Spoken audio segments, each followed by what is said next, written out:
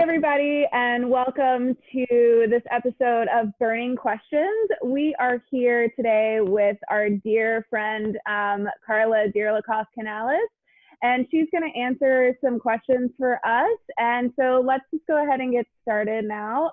Carla, you've been in several Opera Roanoke productions. You've been in Carmen as Carmen, La Traviata, and Julius Caesar. And I want to ask you what your favorite has been, but also as I'm asking this, I'm realizing all three of those productions are just totally different from each other. So can you also talk a little bit maybe about that too, the differences of learning, those different roles? Yeah, absolutely. I mean, first of all, hey everyone, I'm so excited to be talking with Brooke and all of the Opera Roanoke family members today. I will always have Opera Roanoke like at the top of my heart, very, very special place because my first job was with Opera Roanoke. And ironically, that was a Traviata production, I think back in like 2005. And then I got to do Traviata again when it came back, what was it, 2016 or something like that. So Yeah. that was really interesting doing two productions of the same opera. And also just tracing sort of my own evolution over that decade of, okay, some things are easier and some things are harder. But, the feel was the same. It's a family, and the love and support from everyone there has been, the thing I love the most throughout all of the productions. I would say for sure Carmen holds a special place just because I love yeah. that. And I'll never forget how the St. Francis service dogs came to the dress rehearsal and like looking out in the audience and seeing these amazing service dogs. That was really unique. But I also got to play Mary in The Flying Dutchman. Oh, right. Yes. Which was just incredible to work with Maestro Stephen White on a Wagner role. And I'm now kind of looking at some of that repertoire. So it was a really, really great way for me to sort of dip my toe into something very, very different. And I learned a lot from that. So each of these productions means a lot. Cornelia, I still sing, I still use that in my auditions. So I feel like all of these productions have really enriched my being as an artist. Good. Yes. Well, you've been in more roles than I had remembered. And Carmen was, I think, my second production with Opera Roanoke, and just singing in the chorus and just watching you work is amazing. And it's thrilling to stand next to somebody like you on stage because you just bring so much passion and energy to what you do. So we really appreciate that. And I think one of the things that I hear from all of the artists that I'm talking to is how much Opera Roanoke is like a family. And so we really appreciate that. And we want to, we send our love to you as well. Talk to us a little bit about your cultural background. How has that sort of shaped what you do now? Well, a lot. I mean, as much as I tried to like explain it and make sense of it, there's no really easy way to put it other than to say I checked the other box on census. My mom is Mexican, my father is Bulgarian. And I was the firstborn in my family to be an American and sort of had to learn English in school. So I feel like I was born into the state of cultural confusion and kind of had, questions running in my veins from the time I was born. And questions are, I think, the stuff of artists. I mean, that's what we do. We grapple with the big questions of life. And certainly on the operatic stage, I think it's our responsibility to look at those really big existential points of the human condition. And that's why opera is so great, because of the high peaks and the low lows. It really takes us to the extremes of what it means to be human. So as much as I've enjoyed opera, I did really want to dive in more to exploring this idea of being an other.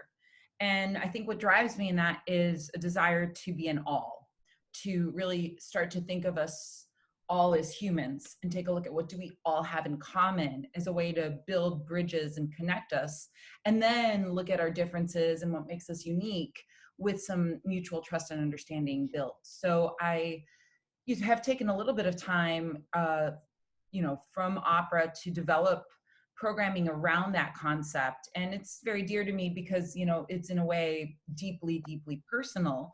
So I started a not-for-profit, and our mission is to explore issues of identity and culture. And it's just given me a chance to think about these issues, to think about how the arts can play a role in helping build that trust, particularly at a time when our demographics are changing so quickly. We know that by, I think, 2043, those others will be the minorities will be a majority in the US. And I think that the arts can really play a very important role in reminding us of what we have in common, our human condition, our capacity to feel emotion. And yeah, that's just been a huge passion of mine.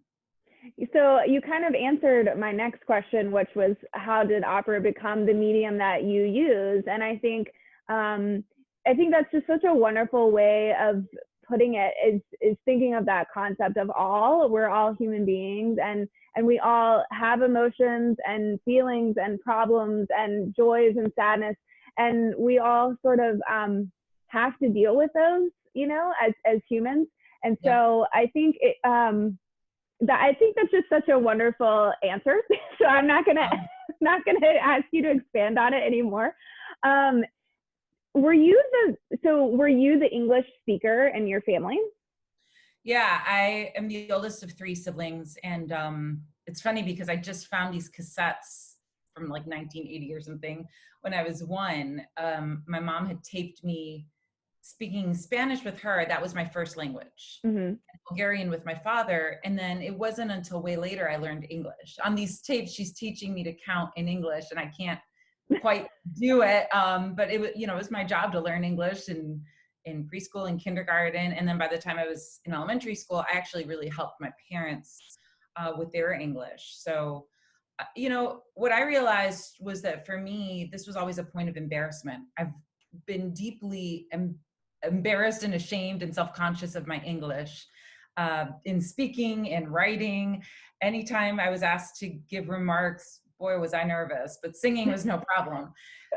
And now, you know, just in sort of uncovering the veil of that truth, I realized that there are just so many Americans out there just like me, who have lived that same experience, be it with, you know, Middle Eastern parents, Asian parents, certainly Latino parents, Latinx parents, et cetera. And, you know, that is a really profound experience to have when you're young.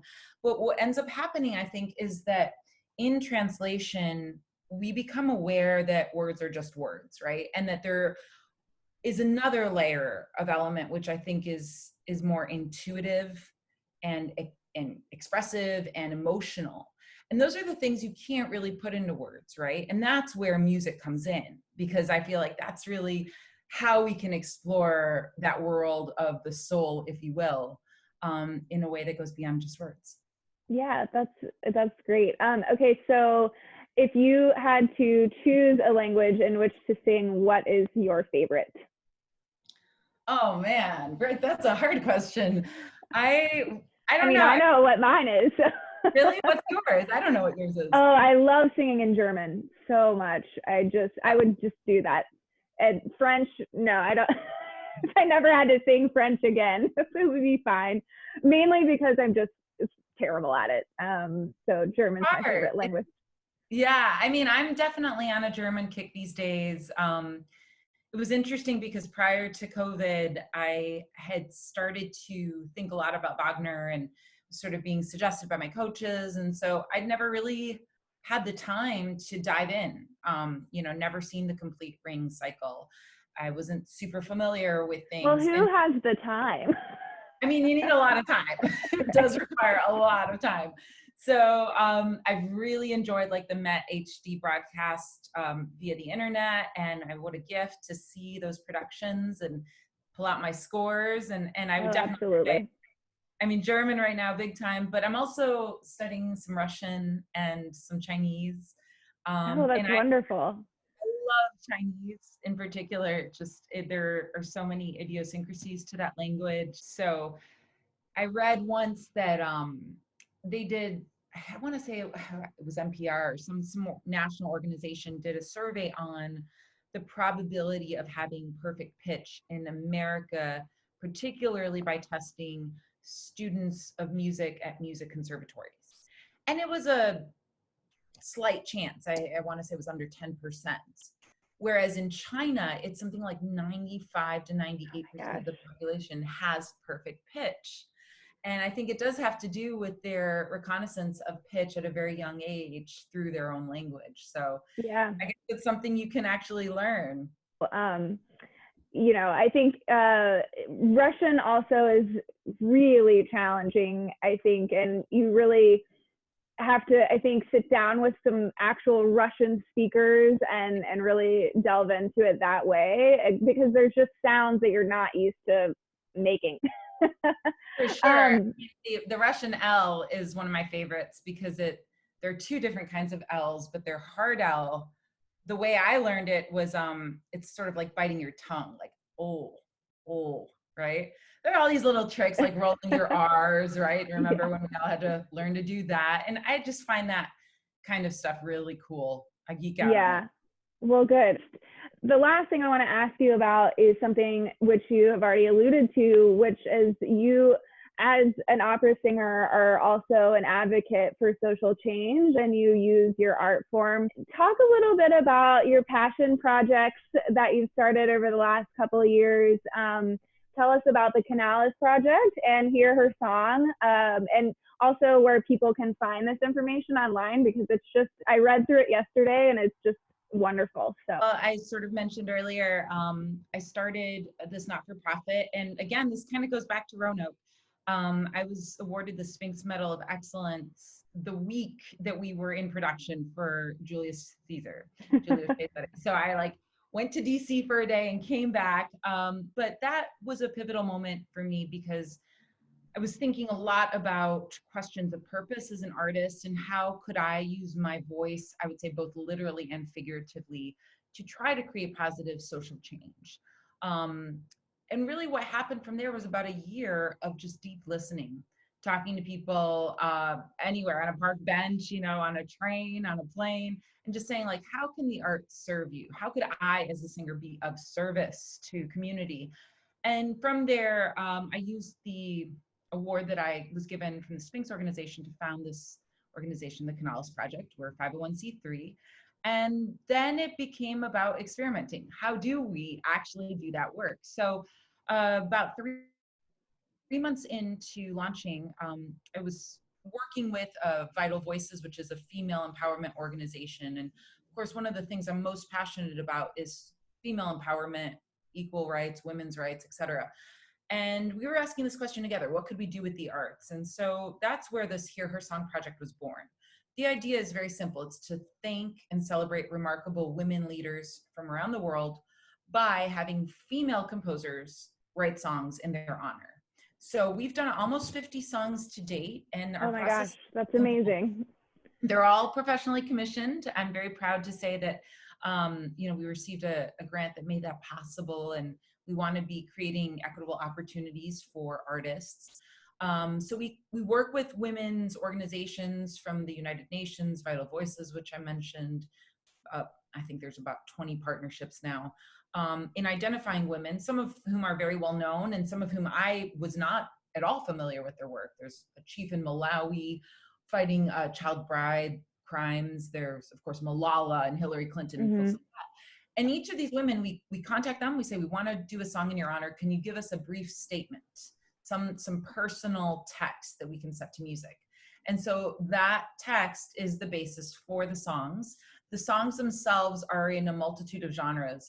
Well, thank you so much, Carla, for spending some time with us today. And like I said, I just so appreciate the work that you're doing. And I'm proud to say that you're a part of the Opera Roanoke family.